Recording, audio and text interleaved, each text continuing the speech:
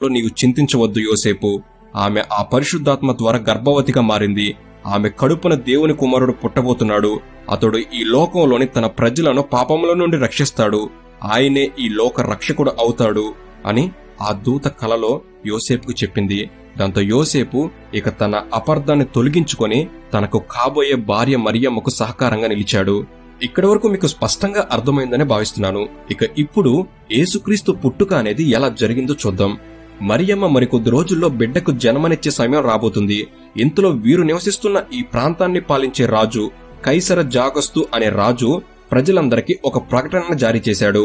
అదేమిటంటే ప్రజలందరూ కూడా తమ తమ సొంత ఊర్లకు వెళ్లి వారి వారి పేరు వివరాలను నమోదు చేసుకోవాలని, దాని ద్వారా ఎవరెవరు ఎంత పనుని రాజుకు కట్టవలసి ఉంది అనేది వివరంగా తెలుస్తుందని ప్రకటన చేశాడు.